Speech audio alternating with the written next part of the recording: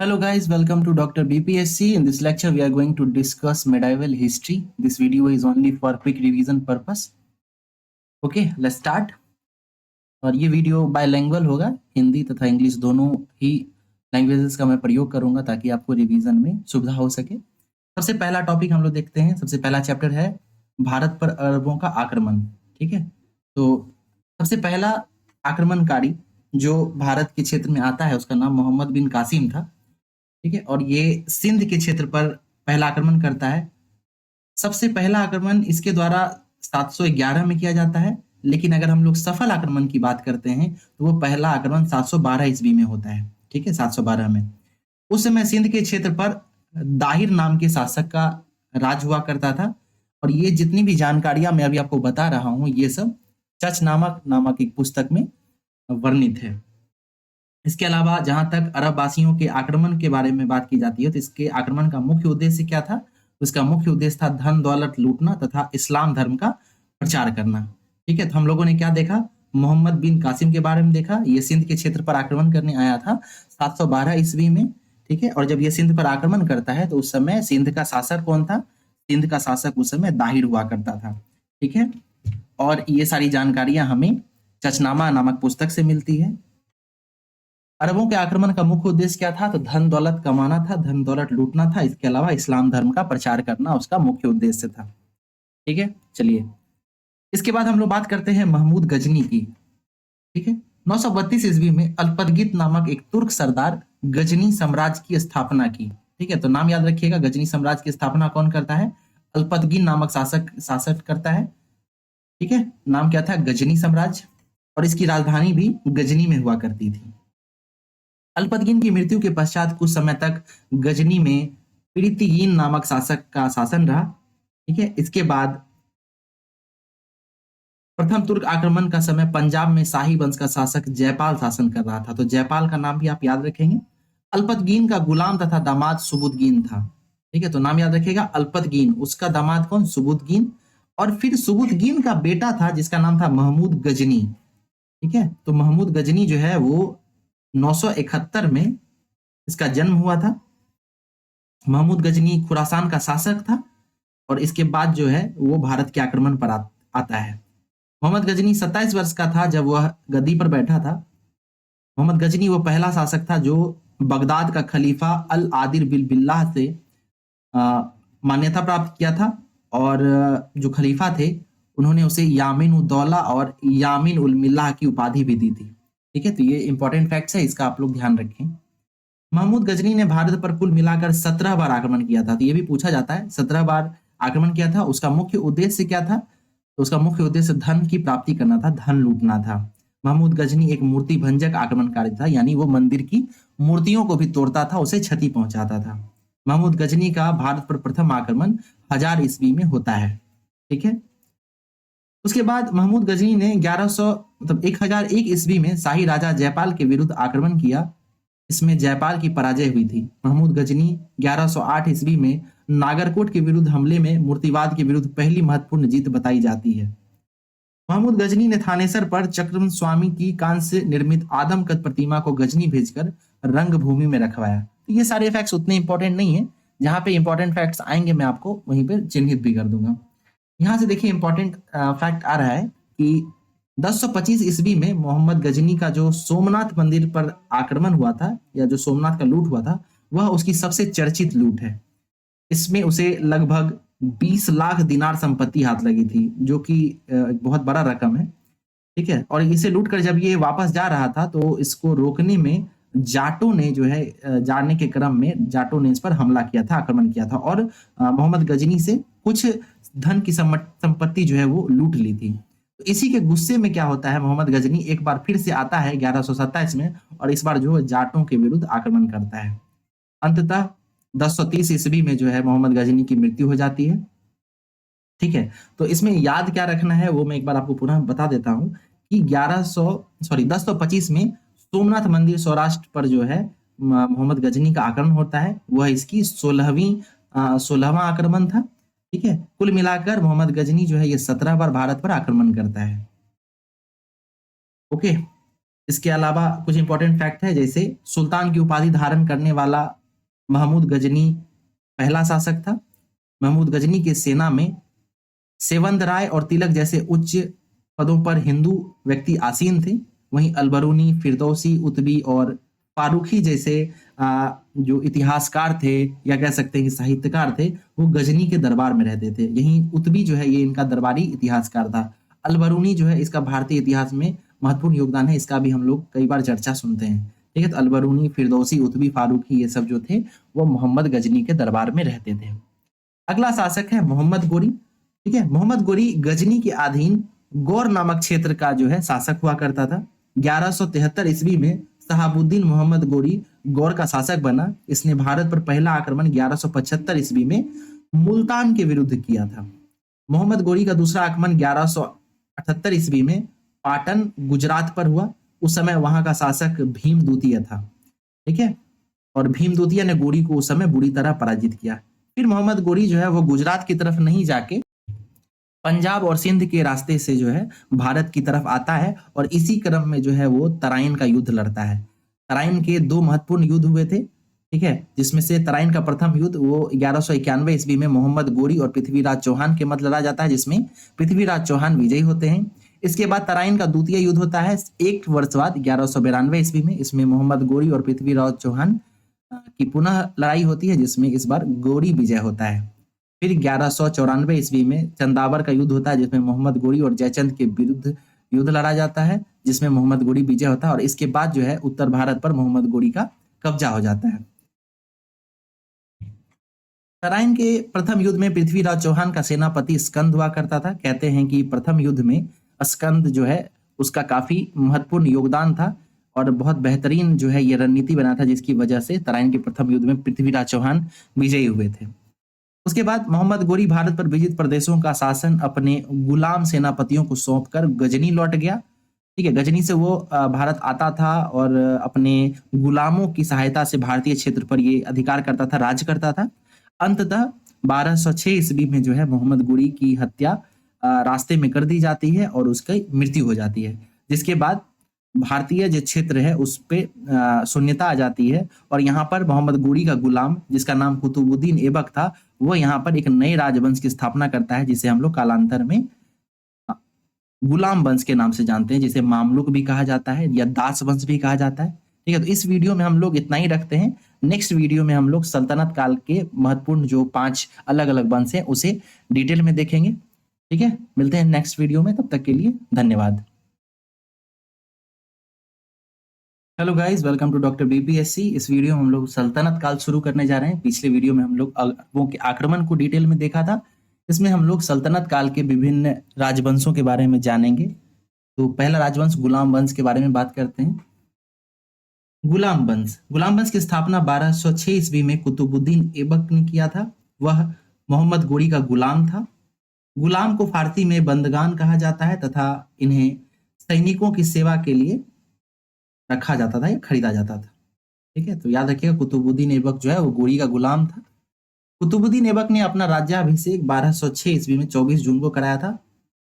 ठीक है, तो राज्याभिषेक कब हो रहा है? 24 जून 1206 में। कुतुबुद्दीन ऐबक ने अपनी राजधानी लाहौर में बनाई थी। कुतुब मीनार की नींव कुतुबुद्दीन ऐबक ने डाली थी।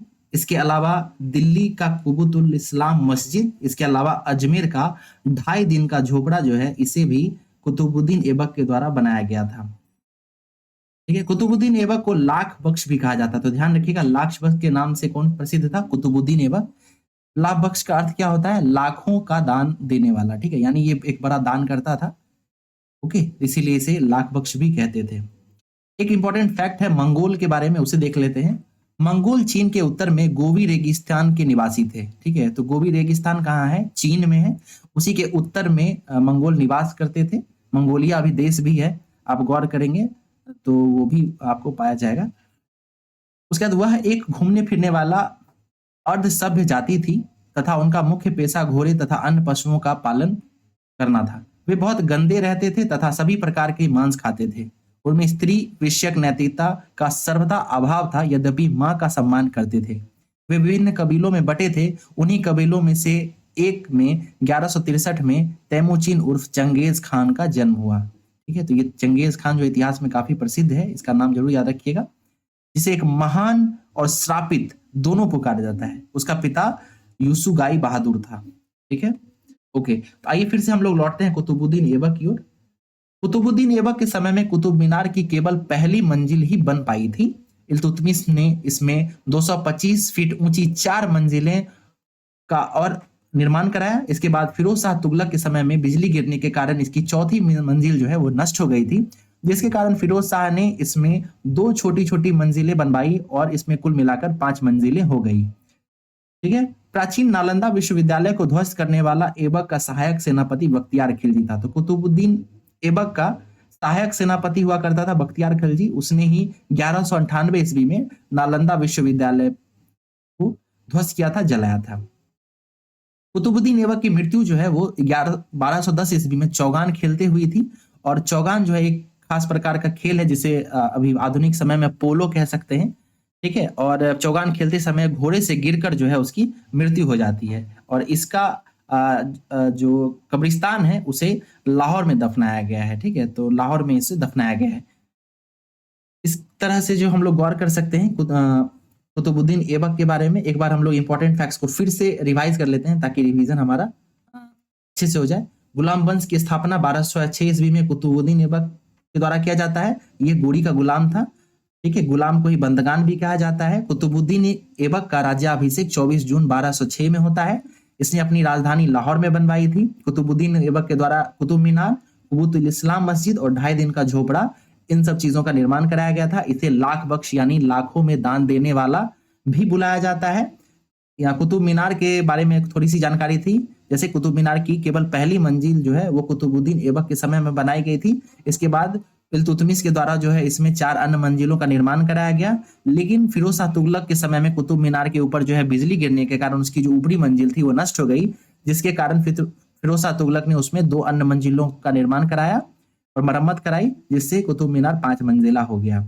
इसके अलावा हम लोगों ने बख्तियार खिलजी के बारे में देखा, जो कि कुतुबुद्दीन ऐबक का सहायक सेनापति था।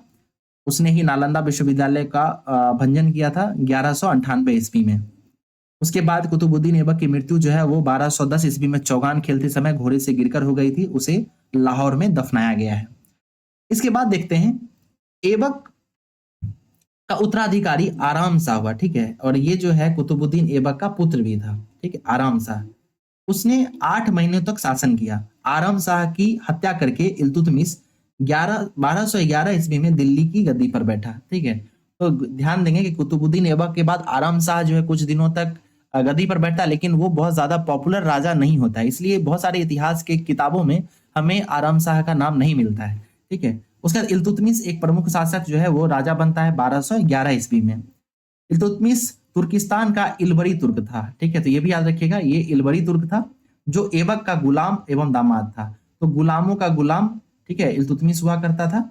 जो इल्तुतमिश था वो कुतुबुद्दीन ऐबक का गुलाम था। वहीं अगर हम लोग कुतुबुद्दीन ऐबक की बात करें तो ये मोहम्मद गोरी का गुलाम था।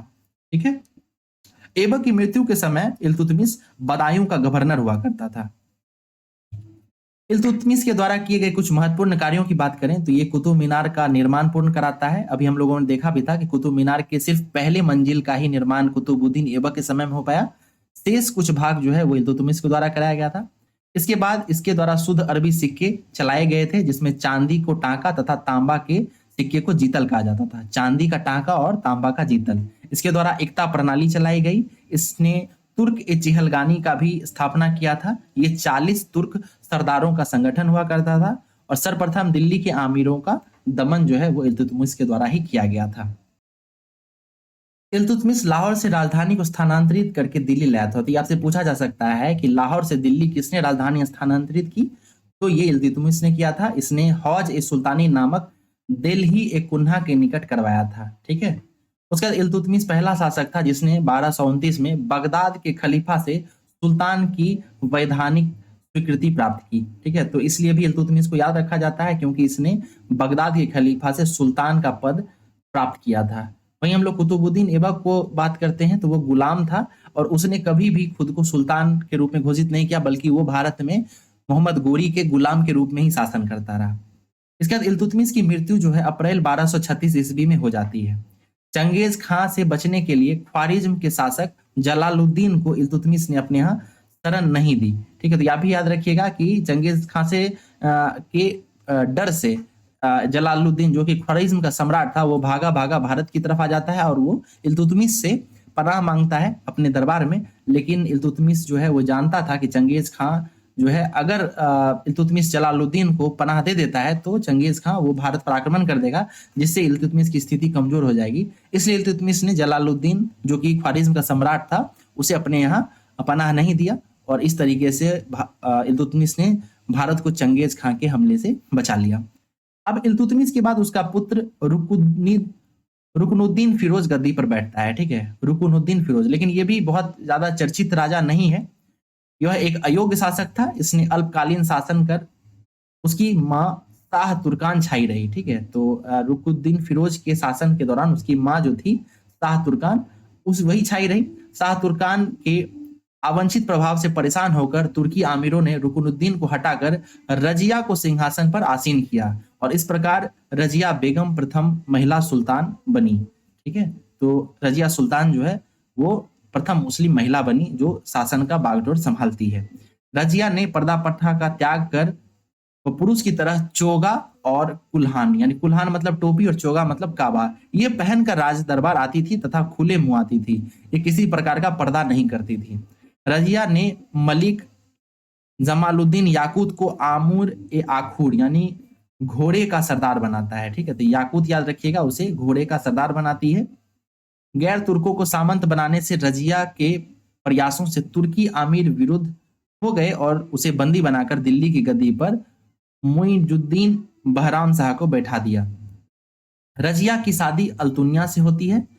इससे शादी करने के बाद रजिया ने पुनः गद्दी प्राप्त करने का प्रयास किया लेकिन वह असफल रही।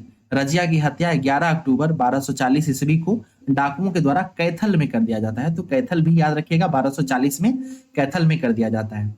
बहराम शाह को बंदी बनाकर उसकी हत्या कर दी जाती है और 1242 में उसको मार दिया जाता है। इसके बाद दिल्ली का सुल्तान अलाउद्दीन मसूद शाह बनता है, अलाउद्दीन मसूद शाह। बलबन ने षड्यंत्र के द्वारा 1226 में अलाउद्दीन महमूद शाह को सुल्तान के पद से हटाकर नसीरुद्दीन महमूद को सुल्तान बनाया। ठीक है, तो ये नसीरुद्दीन महमूद का नाम आप लोग जरूर याद रखें। नसीरुद्दीन ऐसा सुल्तान था जो टोपी सीकर अपना जीवन निर्वाह करता था। तो ये प्रश्न जो है प्रीवियस ईयर क्वेश्चंस में पूछा जा चुका है बीपीएससी में, तो याद रखिएगा पूछा गया था कि भारतीय इतिहास में वो कौन सा शासक था जो टोपी सीकर अपना जीवन निर्वाह करता था। तो उसका नाम था नसीरुद्दीन महमूद। बलबन ने अपनी पुत्री का विवाह नसीरुद्दीन महमूद के साथ कर दिया। बलबन का वास्तविक नाम बहारुद्दीन था। वह इल्तुतमिश का गुलाम था और बलबन ने तुर्क ए चिहलगानी का विनाश कर दिया। ठीक है, आप बताएं हमें कि तुर्क ए चिहलगानी की शुरुआत किसने की थी। ठीक है, ये 40 गुलाम सरदारों का जो कि तुर्क जाति के थे उनका एक समूह हुआ करता था। तो इसका अंत जो है वो बलबन के द्वारा किया गया। आपको बताना है कि तुर्क ए चिहलगानी की शुरुआत किसके द्वारा की गई थी। बलबन 1266 में गियासुद्दीन बलबन के नाम से दिल्ली की गद्दी पर बैठा। यह मंगोल के आक्रमण से दिल्ली की रक्षा करने में सफल रहा। सीरी नामक नगर बलबन के द्वारा बसाया गया था। ठीक है, तो ये सीरी अभी दिल्ली में, वर्तमान दिल्ली में ये अवस्थित है, पुरानी दिल्ली में। तो याद रखिएगा कि सीरी की स्थापना जो है बलबन के द्वारा कराया जाता है। बलबन राज दरबार में सिजदा और पैबोस प्रथा शुरू करता है। सजदा और पैबोस, ठीक है, सजदा मतलब सजदा करना, झुककर सलाम करना। इसके अलावा पैबोस का अर्थ होता है पैरों को चूमना। ठीक है, तो इसकी शुरुआत बलबन के द्वारा की गई थी। बलबन ने फारसी रीति रिवाज के आधारित नवरोज, ठीक है, जो कि फारसी साल का पहला दिन होता है, उसका उत्सव प्रारंभ किया।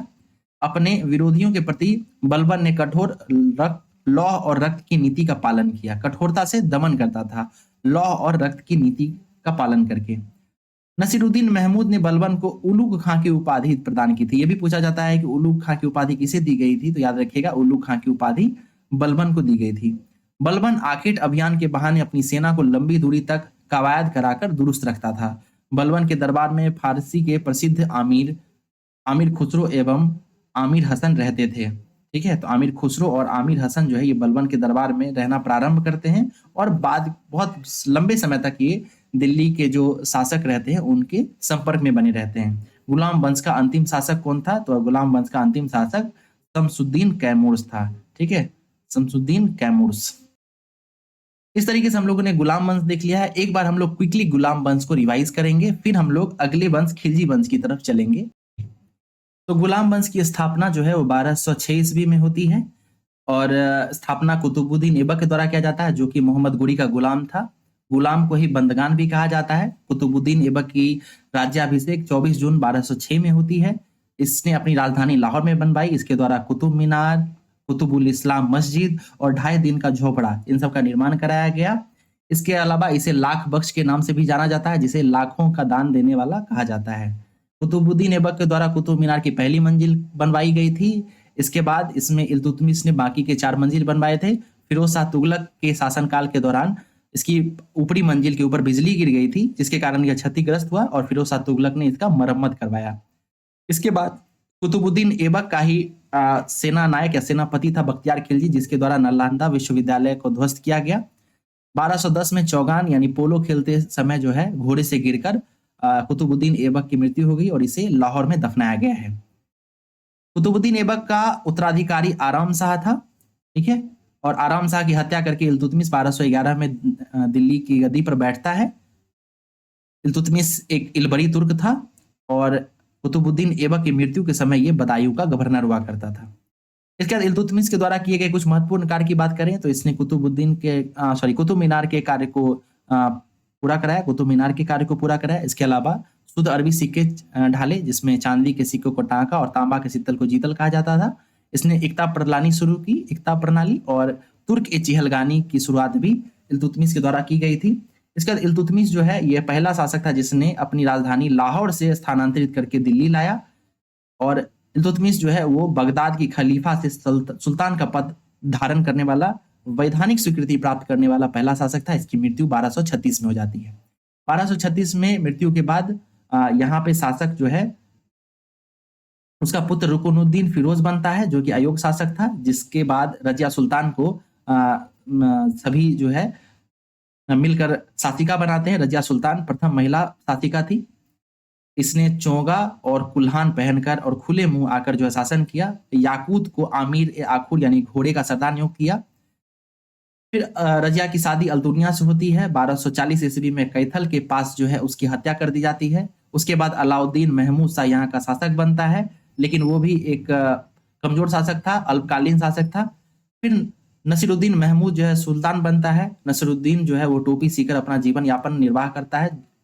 उसके बाद यहाँ पर बलबन एक बहुत महत्वपूर्ण शासक के रूप में उभरता है। बलबन जो है उसका वास्तविक नाम बहारुद्दीन था और ये तुर्क ए चिहलगानी को खत्म करता है, जिसकी शुरुआत इल्तुतमिश के द्वारा की गई थी। सिरी नामक नगर बलबन के द्वारा बनाया जाता है। इसने सजदा पैबोस की शुरुआत की, नवरोज प्रथा की शुरुआत की। इसके अलावा ये अपने प्रति जो विरोध होता था उससे कठोरता से दमन करने के लिए रक्त और लौह की नीति का प्रचलन करता था। इसे जो है उलू खां की उपाधि दी गई थी और इसी के दरबार में आमिर खुसरो और आमिर हसन जो है नामक 2 व्यक्ति जो कि प्रसिद्ध कवि हुआ करते थे रहना शुरू करते हैं और गुलाम वंश का अंतिम शासक शमसुद्दीन कैमूर्स था। इस तरीके से हम लोगों ने गुलाम वंश को समाप्त किया। अब हम लोग खिलजी वंश को देखेंगे। Hello guys, welcome to doctor BPSC. हम लोग दिल्ली सल्तनत के दूसरे वंश खिलजी वंश को देखने वाले हैं। खिलजी वंश जो कि 1290 से लेकर 1320 ईस्वी तक शासन में रहता है।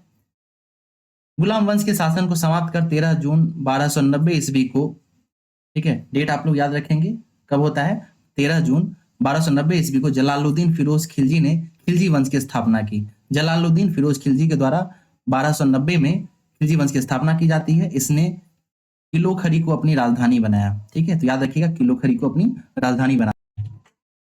जलालुद्दीन की हत्या 1296 ईस्वी में उसके भतीजे व दामाद अलाउद्दीन खिलजी ने कारा मणिकपुर यानी प्रयाग में कर दी, ठीक है, तो याद रखिएगा जलालुद्दीन की हत्या कौन करता है 1296 में, अलाउद्दीन खिलजी, जो कि काफी प्रसिद्ध शासक रहता है। इसने कारा के निकट, प्रयाग के निकट जो है जलालुद्दीन की हत्या करता है और वो स्वयं जो है दिल्ली का सुल्तान बन जाता है। अलाउद्दीन खिलजी दिल्ली का सुल्तान 22 अक्टूबर 1296 को बनता है, ठीक है, 22 अक्टूबर 1296 को। एग्जैक्ट डेट इंपॉर्टेंट नहीं है, लेकिन आप साल जरूर याद रखिएगा कि 1296 में अलाउद्दीन खिलजी दिल्ली का सुल्तान बनता है। अलाउद्दीन के बचपन का नाम अली या गुरसप्पा था। ठीक है, तो अलाउद्दीन के बचपन का नाम क्या है? अली या गुरसप्पा।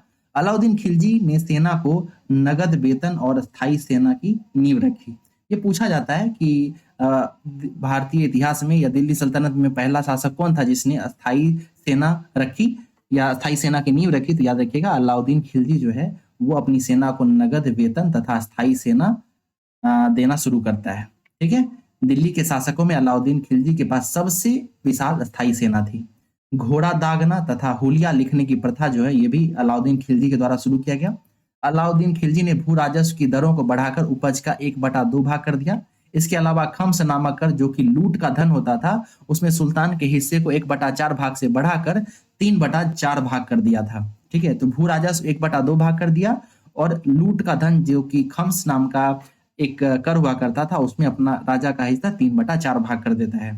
इसने व्यापारियों में बेईमानी रोकने के लिए कम तौल वाले व्यक्ति के शरीर से मांस काट लेने का आदेश देता था। इसने अपने शासनकाल में मूल्य नियंत्रण प्रणाली को दृढ़ता से पालन किया। मतलब कहा जाता है कि अलाउद्दीन खिलजी के समय में इन्फ्लेशन महंगाई जो है वो बिल्कुल शून्य दर से बढ़ी, मतलब बढ़ी ही नहीं। ठीक है, उसके बाद दक्षिण भारत की विजय के लिए अलाउद्दीन खिलजी ने मलिक गफूर को भेजा। ठीक है, जो कि अलाउद्दीन खिलजी का गुलाम हुआ करता था।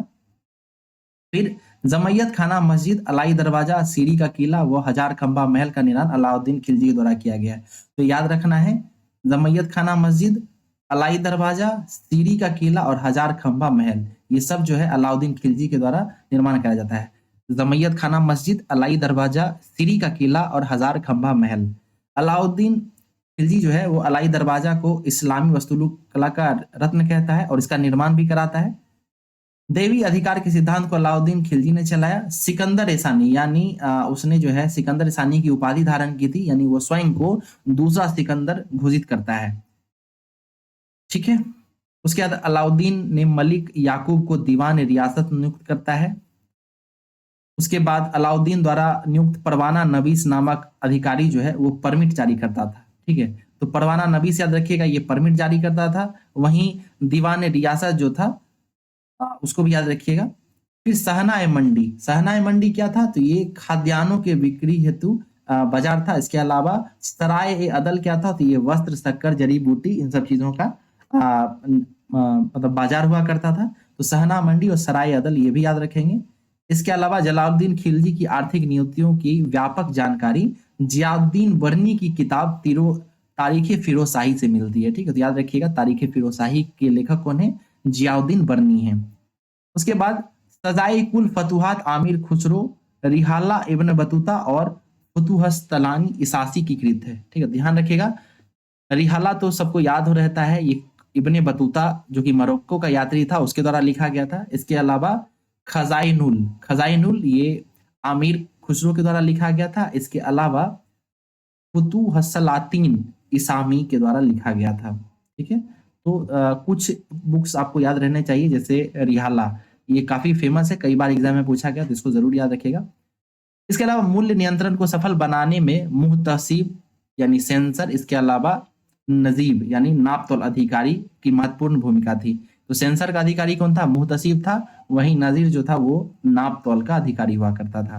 राजस्व सुधारों के अंतर्गत अलाउद्दीन ने सर्वप्रथम मिल्क, इनाम एवं बफ के अंतर्गत आने वाली भूमि को वापस लेकर उसे खालसा भूमि में बदल देता है। ठीक है, तो कौन कौन सी भूमि? मिल्क, इनाम और बफ, इन सब की जो संपत्ति थी उसे वो वापस लेता है और खालसा भूमि में बदल देता है। अलाउद्दीन खिलजी के द्वारा लगाए जाने वाले 2 नवीन कर थे चराई कर। चराई कर किस पे लगाया जाता था? दुधारू पशुओं पर। ठीक है, इसके अलावा घड़ी कर, घड़ी कर किस पे लगाया जाता था? ये घरों और झोपड़ियों पर लगाया जाता था। ठीक है, तो 2 प्रकार के कर थे, चराई कर और घड़ी कर। इसके अलावा हम लोगों ने खम्स के बारे में देखा था। खम्स क्या था? वो लूट का धन हुआ करता था। ओके, अलाउद्दीन खिलजी के शासनकाल में 1297 से 1306 ईस्वी तक मंगोलों ने 6 आक्रमण किए। ठीक है, तो मंगोल का 6 आक्रमण होता है। प्रथम आक्रमण 1297 ईस्वी में कादर खां के नेतृत्व में, दूसरा आक्रमण 1298 में सल्दी के नेतृत्व में, तीसरा आक्रमण 1299 में कुतुबुल ख्वाजा के नेतृत्व में, चौथा आक्रमण 1303 में तरगी के नेतृत्व में और पांचवा आक्रमण 1305 ईस्वी में अली बेग और तातार के नेतृत्व में और छठा आक्रमण 1306 ईस्वी में कबक और इकबाल मंद के नेतृत्व में होता है। ठीक है, तो इतने नाम नहीं याद रख रहे हैं, बस इतना याद रखिएगा कि अलाउद्दीन खिलजी के शासनकाल में मंगोलों के कई आक्रमण होते हैं, मुख्यतः 6 आक्रमण होते हैं। अलाउद्दीन खिलजी की मृत्यु 5 जनवरी 1316 ईस्वी को हो जाती है। कुतुबुद्दीन मुबारक खिलजी 1316 ईस्वी में दिल्ली के सिंहासन पर बैठता है। इसे नग्न स्त्री पुरुष की संगत पसंद थी। ठीक है, तो कुतुबुद्दीन मुबारक खिलजी जो है उसे 1316 में दिल्ली के सिंहासन पर बिठाया जाता है और इसे नग्न स्त्री और पुरुष की संगत में रहने की आदत थी और उसे पसंद था। फिर मुबारक खिलजी कभी कभी राज दरबार में स्त्रियों का वस्त्र पहनकर आ जाता था। तो ये भी पूछा जाता है कि कौन सा शासक था जो स्त्रियों के वस्त्र पहनकर आता था। तो याद रखिएगा कि मुबारक खिलजी जो है कभी कभी राज दरबार में स्त्रियों का वस्त्र पहनकर आ जाता था। बर्नी के अनुसार मुबारक कभी कभी नग्न होकर दरबारियों के बीच दौरा करता था।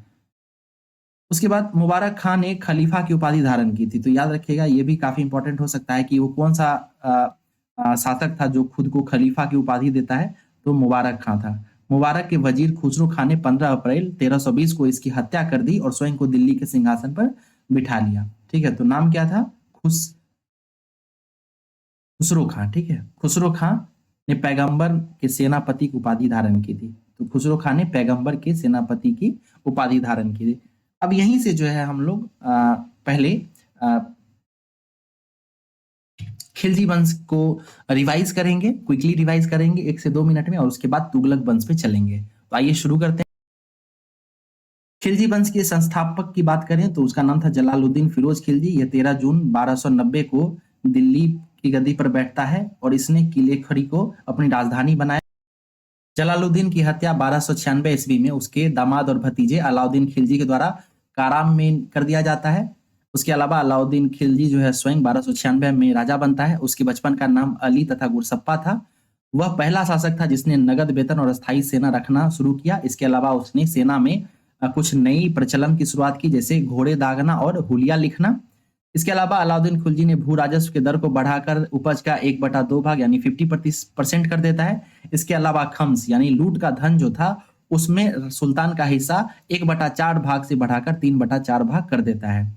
इसके अलावा बेईमानी रोकने के लिए वो क्या करता था, नाप तौल की नई व्यवस्था लाता है। इसके अलावा मांस काट लेने का भी आदेश देता था। इसके शासनकाल में मूल्य नियंत्रण प्रणाली दृढ़ता से लागू हुई थी। इन्फ्लेशन यानी महंगाई बिल्कुल नियंत्रित थी। इसके अलावा मलिक कफूर को, जो कि अलाउद्दीन खिलजी का गुलाम था, उसे वो दक्षिण भारत विजय के लिए भेजता है। उसके बाद जमैयत खाना मस्जिद, अलाई दरवाजा, सीरी का किला और हजार खंभा महल, इसका निर्माण अलाउद्दीन खिलजी के द्वारा कराया जाता है। अलाउद्दीन खिलजी ने सिकंदर सानी की उपाधि धारण की थी।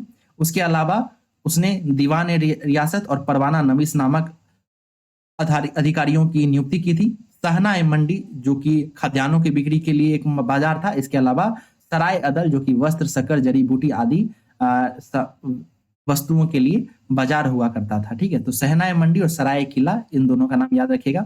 इसके बाद जियाउद्दीन बर्नी के द्वारा जो तारीख फिरोजशाही पुस्तक लिखी गई है उसमें अलाउद्दीन खिलजी की आर्थिक नीतियों का व्यापक तरीके से चर्चा मिलता है। उसके बाद रिहाला नामक किताब की चर्चा मिलती है जिसे इब्ने बतूता के द्वारा लिखा गया था। उसके अलावा खजाइनुल फतुहात आमिर खुसरो के द्वारा लिखी गई है, तो इसका भी आप लोग याद रखिएगा। मूल नियंत्रण को सफल बनाने के लिए मुहतसिब यानी सेंसर अधिकारी, इसके अलावा नाजिर यानी नापतोल अधिकारी की महत्वपूर्ण भूमिका होती थी, जिसे अलाउद्दीन खिलजी ने स्थापित किया था। उसके अलावा अलाउद्दीन खिलजी ने मिल्क, इनाम तथा बफ की संपत्ति को वापस लेकर उसे खालसा भूमि में बदल दिया। इसके अलावा अलाउद्दीन खिलजी जो है 2 नए प्रकार के कर चालू करता है, जिसमें चराई कर जो कि दुधारू पशुओं के ऊपर लगाया जाता था। इसके अलावा गढ़ी कर लगाया जाता था जो कि घरों और झोपड़ियों के ऊपर लगाया जाता था। अलाउद्दीन के शासनकाल में मंगोलों का 6 बार आक्रमण होता है, 1297 से 1306 ईस्वी तक। इसके अलावा 5 जनवरी 1316 ईस्वी को अलाउद्दीन खिलजी की मृत्यु हो जाती है। इसके बाद कुतुबुद्दीन मुबारक खिलजी सिंहासन पर बैठता है। इसे नग्न स्त्री पुरुष की संगत में रहने की आदत थी और उसे पसंद था। वो कभी कभी राज दरबार में स्त्रियों के वस्त्र पहनकर आ जाता था। इसके अलावा कभी कभी नग्न होकर दरबारियों के बीच दौरा भी करता था। मुबारक खां ने खलीफा की उपाधि स्वयं धारण कर ली थी, इसे भी याद रखिएगा। मुबारक खां जो है स्वयं से खलीफा की उपाधि धारण कर लेता है। इसके बाद मुबारक खां के वजीर खुसरो खां ने 15 अप्रैल 1320 को इसकी हत्या कर दी और स्वयं को दिल्ली के सिंहासन पर बैठा लिया। यही खुसरो खां जो है बाद में चलकर तुगलक वंश की स्थापना करता है। ठीक है, खुसरो खां ही गियासुद्दीन तुगलक के नाम से कालांतर में जाना जाता है। तो इस तरीके से हम लोगों ने तुगलक वंश को खिलजी वंश को ना केवल पढ़ा है, इसके अलावा हम लोगों ने क्विक रिवीजन भी किया है। तो इस वीडियो को आप लोग फिर से देखें ताकि आपका मल्टीपल टाइम्स रिवीजन हो। ठीक है, नेक्स्ट वीडियो में मिलते हैं, इसमें हम लोग तुगलक वंश को देखेंगे। धन्यवाद। Hello guys, welcome to doctor BPSC. In this video we are going to discuss Delhi सल्तनत का तीसरा वंश जो कि तुगलक वंश के नाम से प्रसिद्ध था, जिसमें गियासुद्दीन तुगलक, मोहम्मद बिन तुगलक और फिरोज शाह तुगलक जैसे शासक राज करते हैं। तो आइए इसे देखते हैं। 5 सितंबर 1320 को खुसरो खां को पराजित करके गाजी मलिक या तुगलक गाजी गियासुद्दीन तुगलक के नाम से 8 सितंबर 1320 को दिल्ली के सिंहासन पर बैठता है। आपसे पूछा जा सकता है कि तुगलक वंश के संस्थापक कौन थे, तो आप कह सकते हैं कि गियासुद्दीन तुगलक जो है, जो कि गाजी मलिक के नाम से भी जाना जाता था, वो 1320 ईस्वी में दिल्ली में तुगलक वंश की स्थापना करता है। गियासुद्दीन ने अलाउद्दीन के समय में लिए गए आमिरों को भूमि को पुनः लौटा दिया।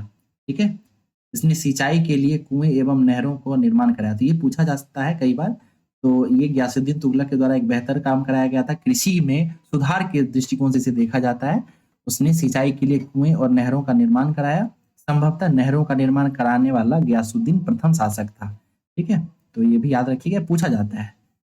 उसके बाद गियासुद्दीन तुगलक ने दिल्ली के समीप स्थित पहाड़ियों पर तुगलकाबाद नामक एक शहर की स्थापना कराई। रोमन शैली में निर्मित इस शैली में एक दुर्ग का निर्माण भी हुआ। इस दुर्ग को छप्पन कोट के नाम से जाना जाता है। ठीक है, तो याद रखिएगा दुर्ग का नाम क्या था, छप्पन कोट। गियासुद्दीन तुगलक की मृत्यु 1325 में बंगाल के अभियान से लौटते समय जूना खां द्वारा निर्मित लकड़ी के महल में दबकर हो जाती है। ठीक है, तो लकड़ी के महल में दबकर जूना खां के द्वारा जो बनाया गया था उसमें गियासुद्दीन तुगलक जो है दबकर मर जाता है। गियासुद्दीन के बाद उलुग खां या जूना खां, जो कि मोहम्मद बिन तुगलक के नाम से 1325 में दिल्ली के सिंहासन बैठता है। ठीक है, तो ये जूना खां का नाम आप लोग जरूर याद रखिएगा। उलुग खां या जूना खां दोनों सेम एक ही व्यक्ति का नाम है। ठीक है, प्रसिद्ध नाम इसका है मोहम्मद बिन तुगलक, एमबीटी के नाम से भी फेमस है। ये 1325 में दिल्ली के सिंहासन पर बैठता है। मध्यकालीन सभी सुल्तानों में मोहम्मद बिन तुगलक सर्वाधिक शिक्षित था, विद्वान था तथा एक योग्य व्यक्ति था। ठीक है, तो सबसे ज्यादा शिक्षित, सबसे विद्वान और सबसे योग्य व्यक्ति मोहम्मद बिन तुगलक ही था। मोहम्मद बिन तुगलक को अपनी सनक भरी योजनाओं, क्रूर कृत्यों और दूसरों के सुख दुख के प्रति उपेक्षा भाव रखने के कारण स्वप्नशील, पागल और रक्त पिपासु भी कहा जाता है। मोहम्मद बिन तुगलक ने कृषि के विकास के लिए आमिर एक कोही नामक एक नवीन विभाग की स्थापना की। तो याद रखिएगा, कृषि के विकास के लिए आमिर ए कोही की स्थापना कौन करता है, ये मोहम्मद बिन तुगलक है। मोहम्मद बिन तुगलक ने अपनी राजधानी दिल्ली से देवगिरी में स्थानांतरित कर दी और इसका नाम बदलकर दौलताबाद रख दिया। ठीक है, तो देवगिरी कर देता है, दिल्ली से देवगिरी, और इसका नाम दौलताबाद रखता है। उसके बाद मोहम्मद बिन तुगलक अपने प्रत्येक मालिक के सम्मान में 2 पोशाक दिया करता था, एक जाड़े और दूसरा गर्मी का। कहा जाता है कि डाक प्रबंधों के द्वारा मोहम्मद बिन तुगलक के लिए ताजे फल खुरासान से और पीने के लिए गंगा जल मंगवाया जाता था। सांकेतिक मुद्रा के अंतर्गत मोहम्मद बिन तुगलक ने कांसा, जैसे ठीक है, मोहम्मद बिन तुगलक ने कांसा, तांबा धातुओं के सिक्के चलवाए जिनका मूल्य चांदी के रुपये टाका के बराबर होता था। एडवर्ड थॉमस ने मोहम्मद बिन तुगलक को प्रिंस ऑफ मनियर्स की संज्ञा दी है। ठीक है, तो याद रखिएगा, पूछा जा सकता है कि मोहम्मद बिन तुगलक को प्रिंस ऑफ मनियर्स की संज्ञा किसके द्वारा दी गई थी, तो वो थे एडवर्ड थॉमस। अफ्रीकी यात्री इब्न बतूता, ठीक है, वो लगभग 1333 ईस्वी में भारत आया। ठीक है, तो अफ्रीका के मोरक्को से जो है इब्न बतूता भारत आता है 1333 ईस्वी में। सुल्तान ने इसे दिल्ली का काजी नियुक्त किया था। ठीक है, काजी मतलब चीफ जस्टिस है ना, न्याय अधिकारी नियुक्त किया था।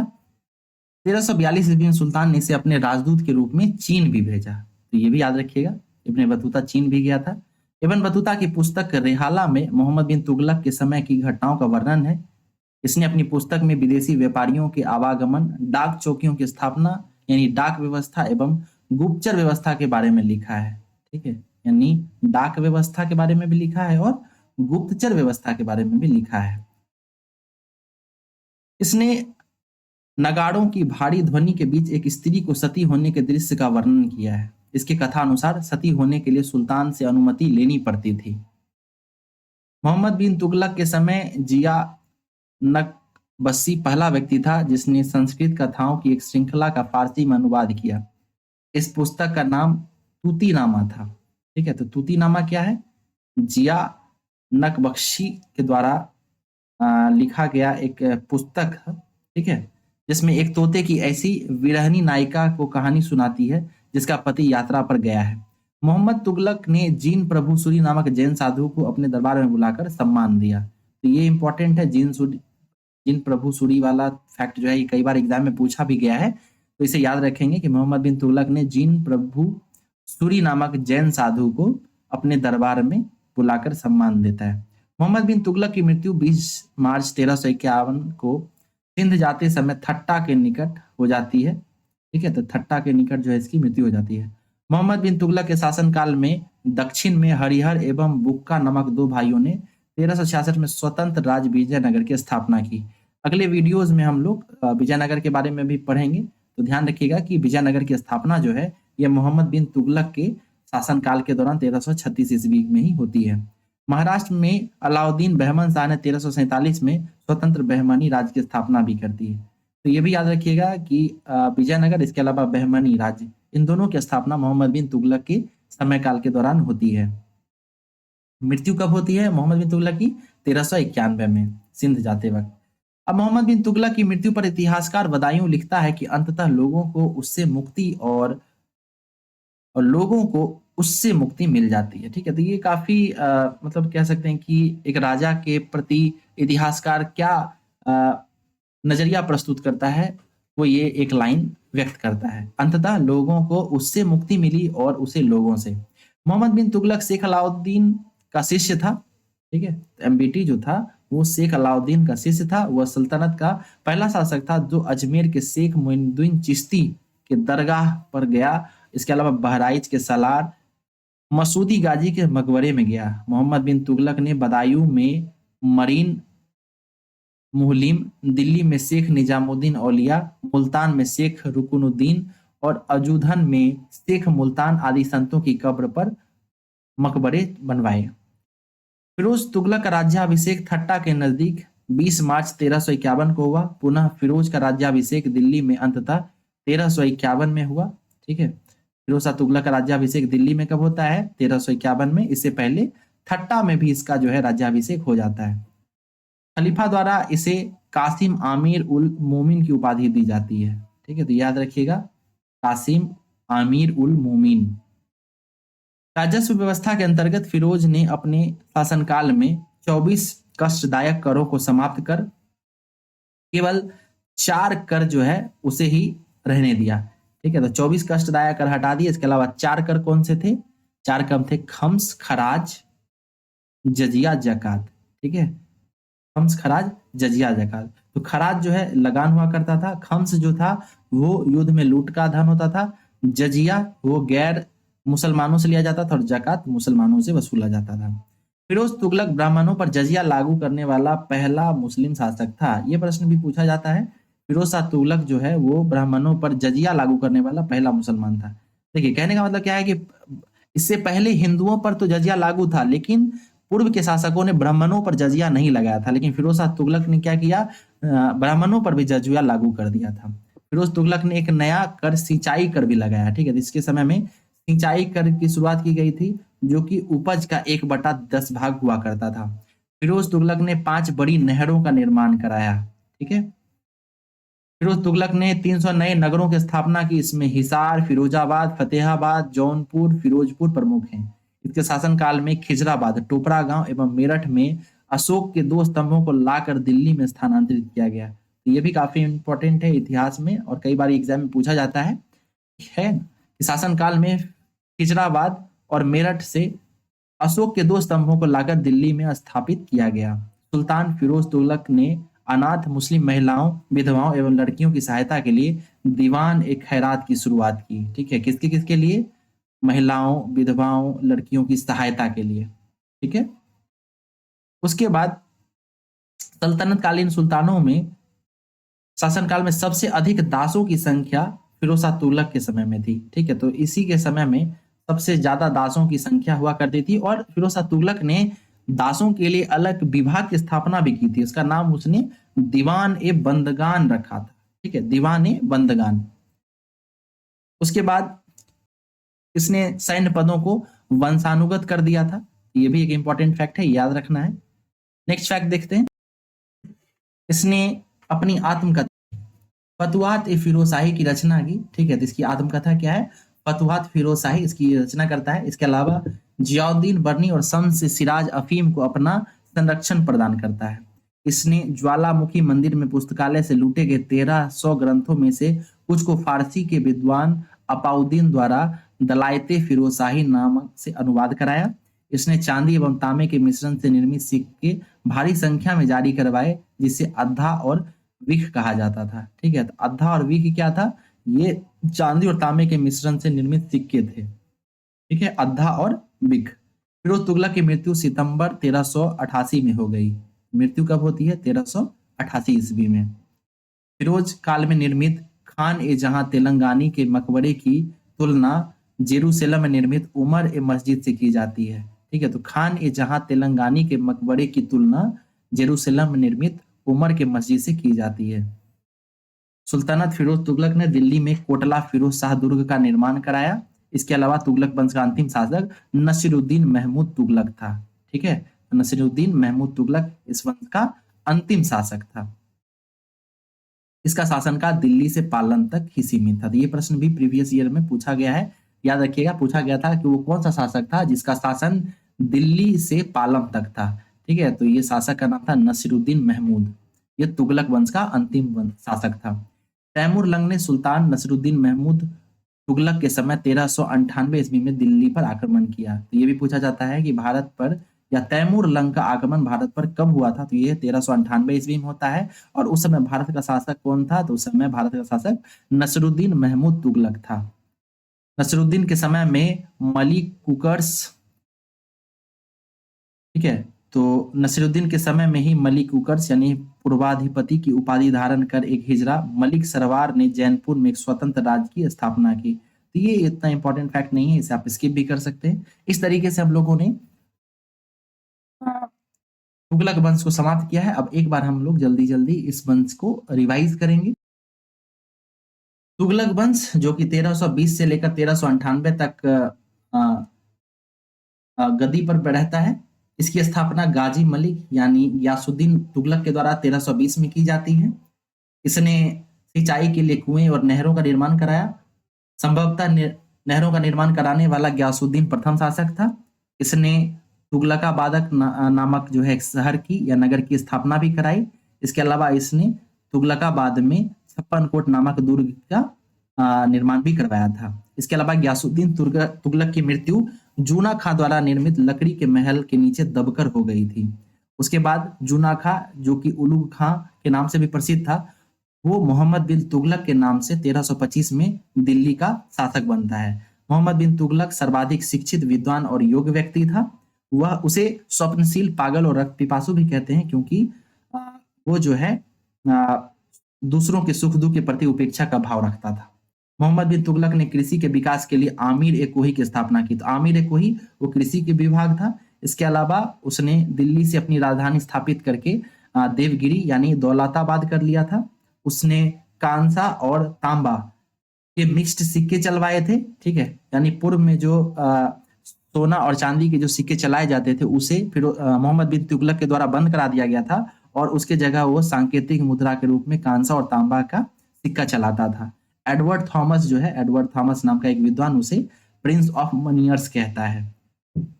इसके अलावा मोहम्मद बिन तुगलक जो है उसके शासनकाल में मोरक्को का यात्री इब्न बतूता आता है 1333 ईस्वी में। मोहम्मद बिन तुगलक उसे दिल्ली का काजी नियुक्त करता है और उसे 1342 ईस्वी के दौरान अपना राजदूत बनाकर चीन भी भेजता है। इब्न बतूता अपनी की पुस्तक रेहाला में इन सब चीजों का जिक्र किया गया है। मोहम्मद बिन तुगलक के शासनकाल के दौरान डाक व्यवस्था और गुप्तचर विभाग जो है वो स्थापित था। ठीक है, इसके अलावा मोहम्मद बिन तुगलक के शासनकाल के समय में जिया नकबख्शी नामक व्यक्ति जो है वो बहुत सारे पुस्तकों का फारसी में अनुवाद कराता है। ठीक है, और उसका संकलन जो है तूतीनामा नामक जो है एक पुस्तक के रूप में प्रकाशित होता है, जिसमें तोता को एक विरह नायिका की कहानी सुनाते हुए प्रतीत किया गया है। उसके बाद मोहम्मद बिन तुगलक जो है वो जिन प्रभु सूरी नामक जैन साधु को अपने दरबार में बुलाकर सम्मानित करता है। 1391 में सिंध के निकट थट्टा में बीटी यानी मोहम्मद बिन तुगलक की मृत्यु हो जाती है। मोहम्मद बिन तुगलक के ही शासनकाल में दक्षिण में हरिहर और बुक्का के द्वारा विजयनगर तथा अलाउद्दीन बहमन शाह के द्वारा बहमनी साम्राज्य की स्थापना की जाती है। बदायूं जो है मोहम्मद बिन तुगलक के बारे में लिखता है कि अंततः लोगों को उससे मुक्ति मिली और उसे लोगों से।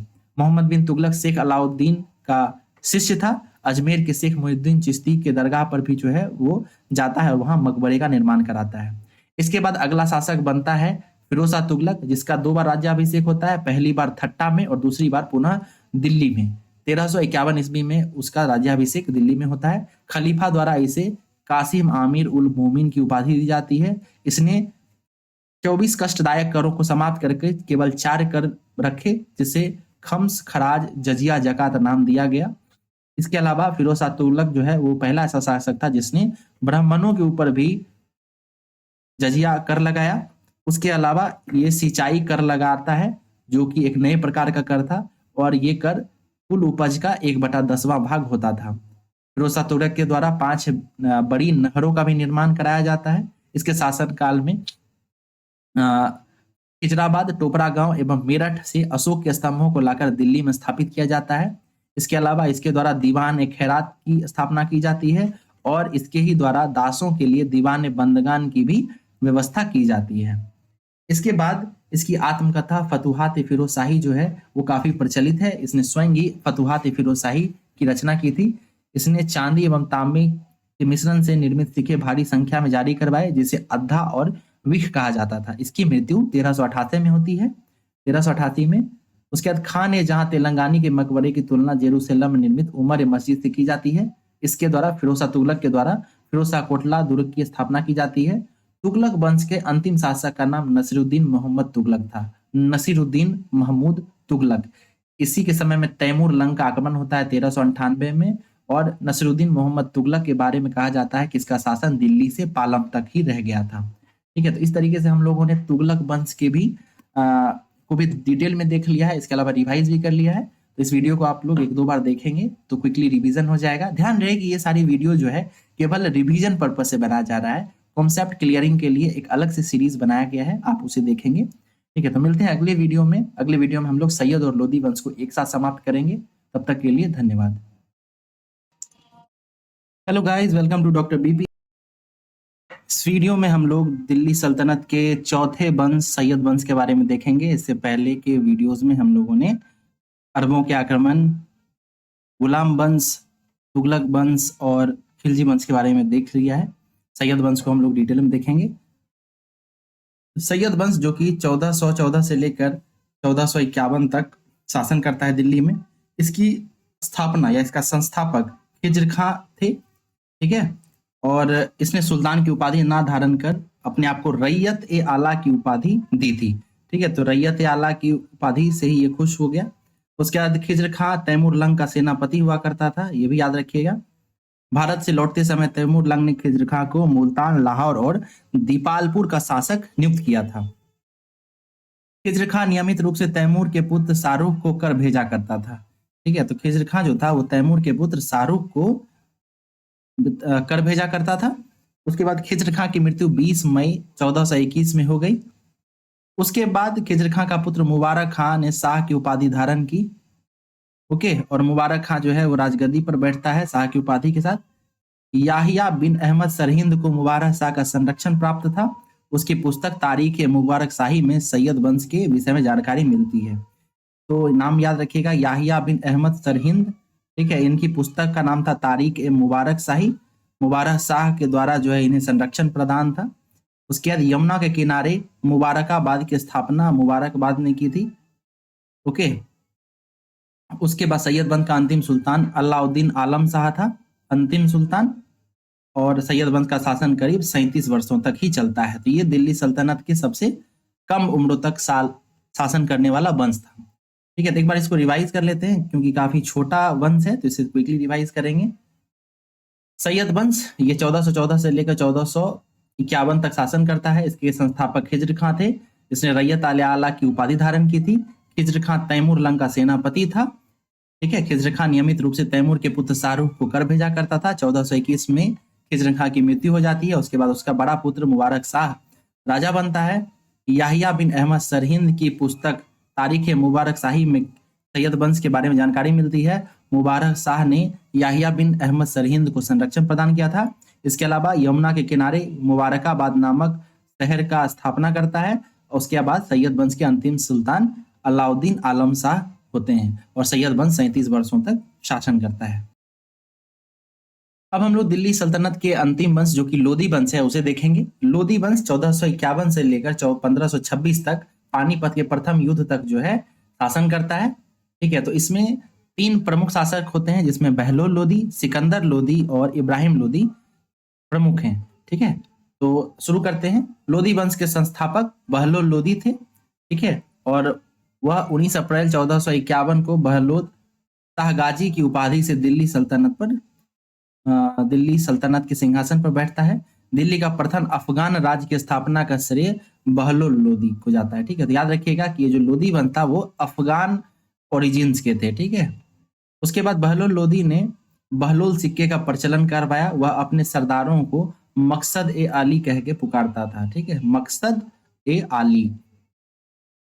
उसके बाद वह अपने सरदारों के खड़े रहने पर स्वयं भी खड़ा रहता था। बहलोल लोधी का पुत्र निजाम खां 17 जुलाई 1489 में सुल्तान सिकंदर शाह की उपाधि के साथ दिल्ली के सिंहासन पर बैठा। ठीक है, 1489 में 1489 में सिकंदर लोधी जो है वो राजा बनता है। ठीक है, सिकंदर लोधी ने आगरा शहर की स्थापना की।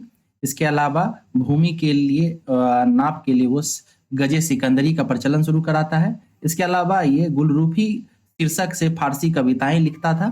ठीक है, तो गुलरुखी नाम से फारसी कविताएं कौन लिखता था, तो ये पूछा गया है, तो याद रखिएगा ये सिकंदर लोधी था। सिकंदर लोधी ने आगरा को अपनी नई राजधानी बनाया। इसके आदेश पर संस्कृत के एक आयुर्वेद ग्रंथ की फारसी में फरहंगे सिकंदरी के नाम से अनुवाद हुआ। इसने नागरकोट के ज्वालामुखी मंदिर की मूर्ति को तोड़कर उसके टुकड़े को कसाईयों को मांस तोड़ने के लिए दे दिया। तो ये काफी विवादास्पद है, याद रखिएगा। ज्वालामुखी मंदिर को तोड़कर जो है कसाईयों को मांस तोड़ने के लिए कौन दे देता है? सिकंदर लोधी दे देता है। सिकंदर लोधी को तजिया निकालने एवं मुसलमान स्त्रियों को पीरों तथा संतों के मजार पर जाने पर प्रतिबंध लगा दिया था। तो सिकंदर लोधी जो है ये तजिया निकालने और मुसलमान स्त्रियों को पीरों और संतों के मजार पर जाने पर भी प्रतिबंध लगाने के लिए जाना जाता है। गले की बीमारी के कारण सिकंदर लोधी की मृत्यु 21 नवंबर 1517 को हो गई थी। ठीक है, इसी दिन इसका पुत्र इब्राहिम शाह जो है वो दिल्ली के सिंहासन पर बैठता है। मतलब आगरा में राजाभिषेक होता है इसका। संभवतः दिल्ली के सुल्तानों में सिकंदर लोधी प्रथम सुल्तान था जो हिंदुओं को त्योहार मुख्यतः होली में भाग लेता था। ठीक है, तो ये भी हम लोगों के लिए इंपॉर्टेंट हो जाता है। काफी सहिष्णुता झलकती है, परंतु ये सहिष्णु तो नहीं था कहीं से भी। ठीक है, तो संभवतः दिल्ली के सुल्तानों में सिकंदर लोधी जो है वो प्रथम सुल्तान था जो हिंदुओं के त्योहार होली में भाग लेता था। दिल्ली की मेरठ मस्जिद सिकंदर लोधी के प्रधानमंत्री वजीर मियां भोइया ने 1505 में बनवाई थी। ठीक है, तो दिल्ली की मोठ मस्जिद ये किसके द्वारा बनाया गया था? सिकंदर लोधी के प्रधानमंत्री मियां भोइया के द्वारा 1505 में बनवाई गई थी। 21 अप्रैल 1526 को पानीपत के प्रथम युद्ध में, ठीक है, 21 अप्रैल 1526 को पानीपत के तृतीय युद्ध में इब्राहिम लोधी जो है वो बाबर से हार जाता है और इस युद्ध में वह मारा भी जाता है। ठीक है, तो युद्ध भूमि में मारा जाने वाला दिल्ली सल्तनत का एकमात्र शासक कौन है? वो इब्राहिम लोधी है। ठीक है, उसके बाद बाबर को भारत पर आक्रमण के लिए निमंत्रण पंजाब के शासक दौलत खान लोधी तथा इब्राहिम लोधी के चाचा आलम खान ने दिया था। ठीक है, तो इस तरीके से हम लोगों ने दिल्ली सल्तनत के 5 राजवंशों को देखा है। इसके बाद हम लोग सल्तनत कालीन शासन व्यवस्था देखेंगे। उससे पहले हम लोग सैयद वंश और लोधी वंश को एक बार फिर से क्विकली रिवाइज करेंगे। सैयद वंश जो कि 1414 से लेकर 1451 ईस्वी तक शासन करता है। इसके संस्थापक खिज्र खां थे जिसने रैयत आला की उपाधि धारण की। खिज्र खां तैमूर लंग का सेनापति था।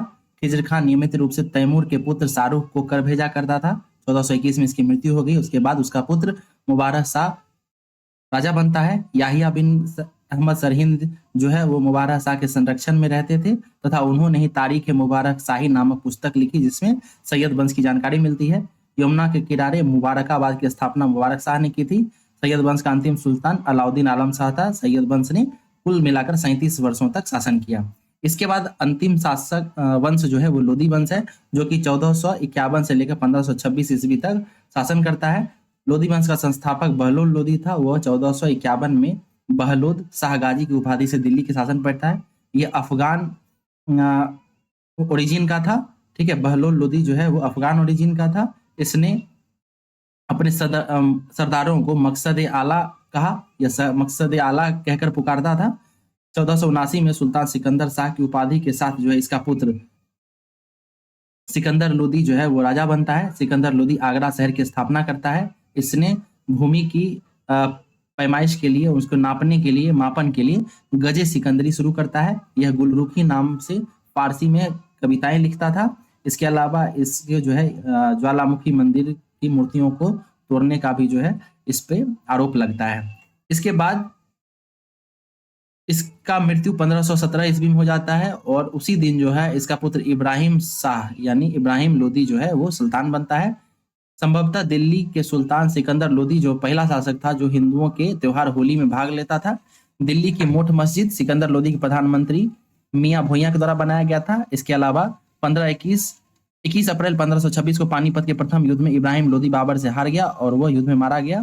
ठीक है, और इस तरीके से ये लोधी वंश समाप्त होता है। Hello guys, welcome to Dr. BPSC. In this lecture, we are going to discuss सल्तनत पीरियड्स एडमिनिस्ट्रेशन। ओके, सल्तनकालीन शासन व्यवस्था को हम लोग डिटेल में देखेंगे और शुरू करते हैं। सल्तनत काल का जो प्रशासन था उसका केंद्र में सुल्तान हुआ करता था। ठीक है, सुल्तान यानी उसका राजा। बलबन और अलाउद्दीन के समय आमिर प्रभावहीन हो गए, यानी जब जब जो है शासक मजबूत हो रहा है तब तक उसके आमिर जो है वो प्रभावहीन होते जाते हैं। आमिरों का महत्व चरमोत्कर्ष पर था लोधी वंश के शासन काल में। ठीक है, उसके बाद सल्तनत काल में मंत्री परिषद को मजलिस ए खलवत कहा जाता था। तो ये पूछा जाता है कई बार, मंत्री परिषद को किस नाम से जाना जाता था? मजलिस ए खलवत। मजलिस ए साख में मजलिस ए खलवत की बैठक होती थी। ठीक है, तो ये बैठने का स्थान था मजलिस ए खास। इसमें मजलिस ए खलवत की बैठक हुआ करती थी। बार ए खास, इसमें सुल्तान सभी दरबारियों, खानों, आमिरों और मालिकों और अन्य रईसों को बुलाता था। बार ए आजम, सुल्तान राजकीय कार्यों का अधिकांश भाग यहीं पूरा करता था। ठीक है, तो बार ए खास और बार ए आजम ये इंपॉर्टेंट है। तो इसमें सुल्तान जो है अधिकांश, बार आजम जो है ना, इसमें अधिकांश राजकीय कार्य हुआ करता था सुल्तान का, और बार खास में जो है वो वहां पे लोगों से मिलता था। ठीक है, रईसों से मिलता था। ओके, चलिए नेक्स्ट फैक्ट देखते हैं। कुछ मंत्री है और उनका कौन सा विभाग है, यहाँ से भी सवाल पूछा जाता है, तो इसको एक बार डिटेल में देख लेते हैं। वजीर, वजीर जो कि प्रधानमंत्री हुआ करता था, वो राजस्व विभाग का प्रधान हुआ करता था। फिर मुसाफिर ए मुमालिक है। मुसाफिर ये प्रांतों और विभागों के प्राप्त आय और व्यय का लेखा जोखा रखता था। ठीक है, एक प्रकार से आप कह सकते हैं कि मुसाफिर ए मुमालिक जो है ये महालेखाकार हुआ करता था। फिर मजूमदार कौन था? तो उधार दिए गए धन का हिसाब रखने वाला जो है वो मजूमदार कहलाता था, मजूमादर। फिर खजीन, खजीन जो है वो कोषाध्यक्ष कहलाता था। आरीज ए मुमालिक दीवान अर्ज अथवा सैन्य विभाग का प्रमुख हुआ करता था।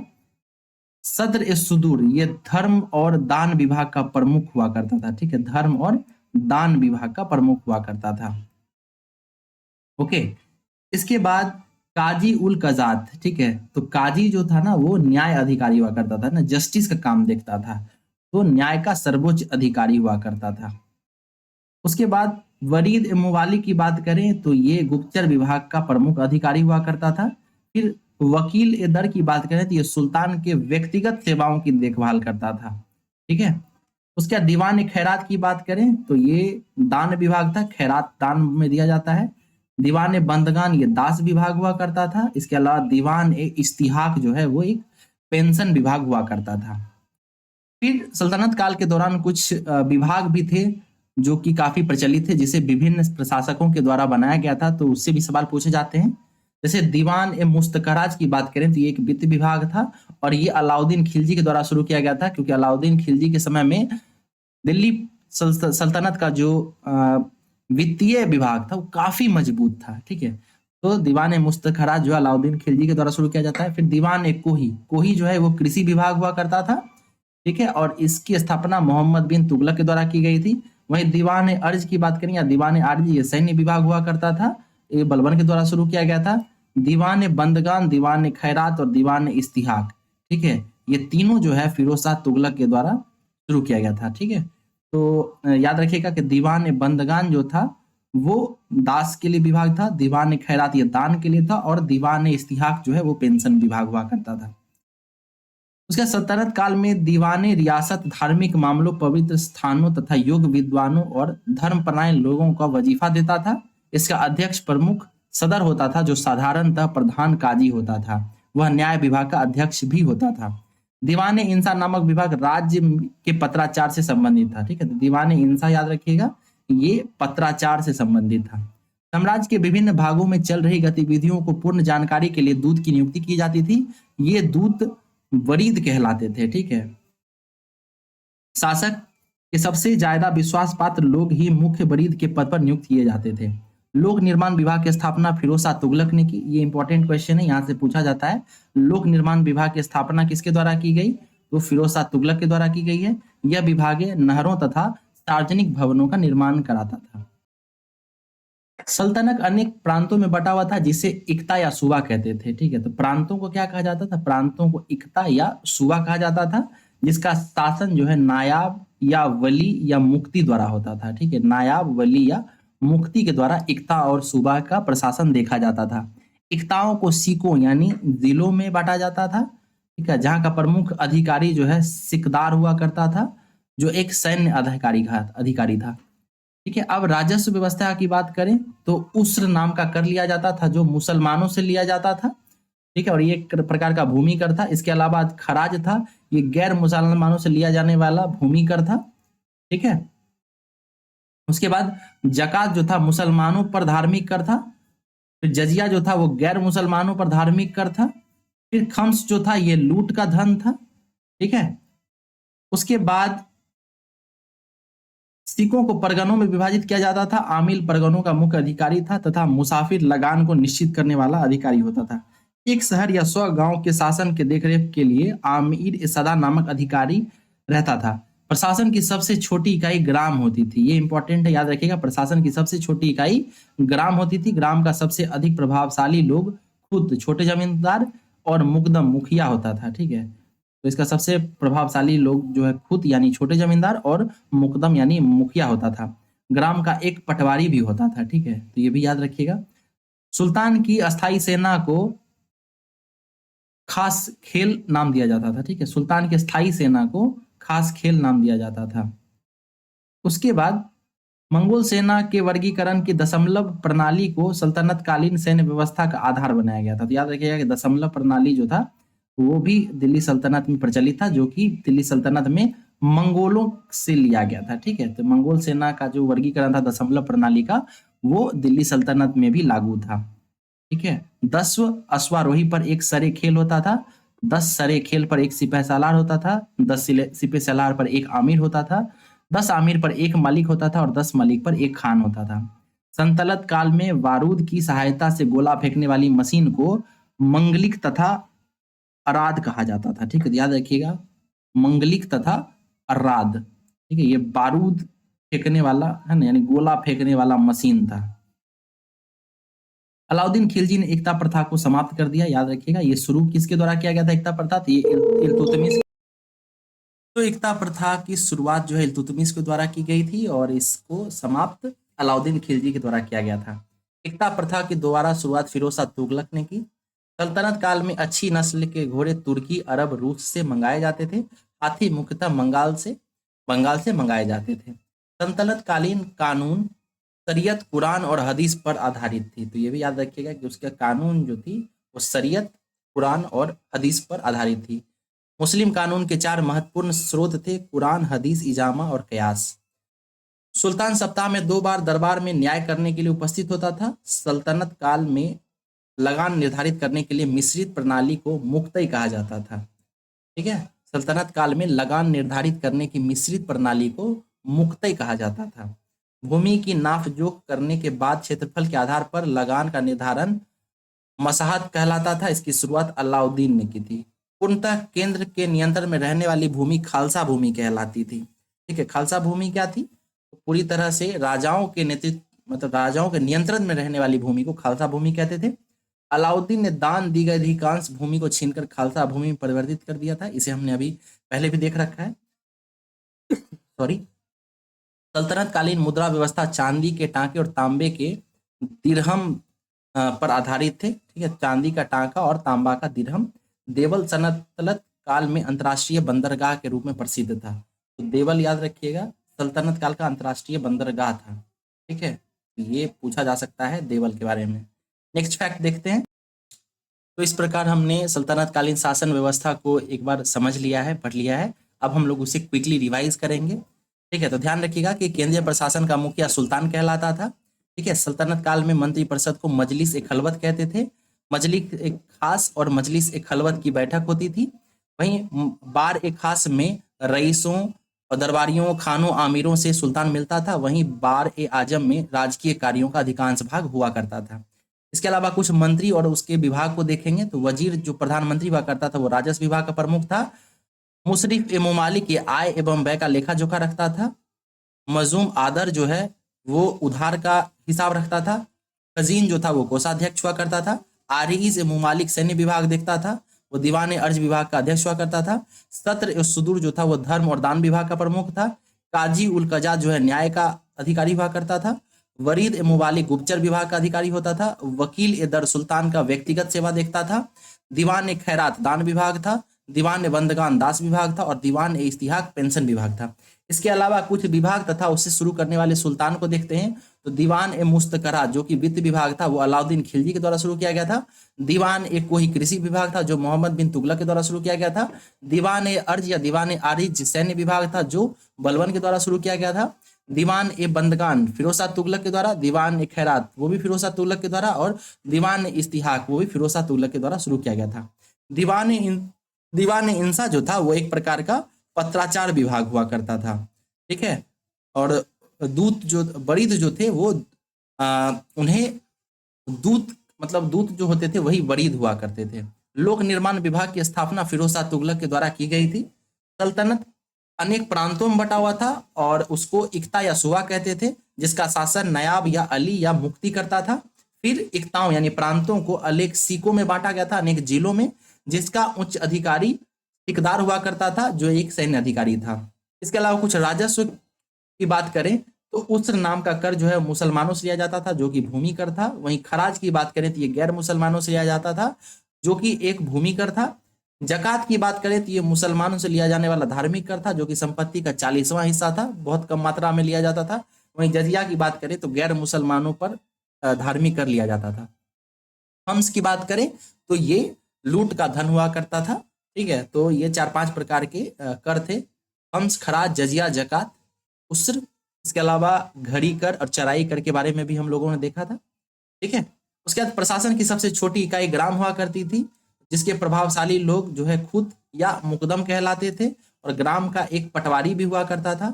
अस्थाई सेना को खास खेल कहा जाता था। और सल्तनत कालीन जो सेना थी वो दशमलव प्रणाली पर व्यवस्थित थी जो कि मंगोलों का वर्गीकरण था। उसे ही सल्तनत काल में भी लागू किया गया था। गोला फेंकने वाली मशीन को मांगलिक या अर्राद कहा जाता था। अलाउद्दीन खिलजी ने एकता प्रथा को समाप्त कर दिया। एकता प्रथा की शुरुआत जो है वो इल्तुतमिश के द्वारा की गई थी और इससे समाप्त अलाउद्दीन खिलजी के द्वारा किया गया। सल्तनत कालीन कानून शरीयत, कुरान और हदीस पर आधारित थी। इसके अलावा पूर्णतः केंद्र में नियंत्रण में रहने वाली भूमि को खालसा भूमि कहा जाता था। और सल्तनत काल में चांदी के टांके और तांबे के दिरहम प्रचलन में थे। देवल सल्तनत काल की अंतर्राष्ट्रीय बंदरगाह हुआ करती थी। ठीक है, तो इस प्रकार हम लोगों ने दिल्ली सल्तनत के विभिन्न राजवंशों को देखा। इसके अलावा उसके समय के प्रशासन को, कर प्रणाली को, विभिन्न विभागों को भी देख लिया है। तो इस तरीके से सल्तनत काल का पूरी तरह से रिवीजन हो गया है। अगले वीडियो में हम लोग मुगल काल देखेंगे, इसके बाद हम लोग दिल्ली सल्तनत से जुड़ते हुए मुगल काल पे चलेंगे, मुगल काल के बाद विजयनगर और फिर बहमनी को देखेंगे, फिर भक्ति सूफी देखते हुए मराठा समाप्त करते हुए हम लोग मध्यकालीन भारतीय इतिहास समाप्त कर देंगे। तो मिलते हैं अगले वीडियो में, तब तक के लिए धन्यवाद।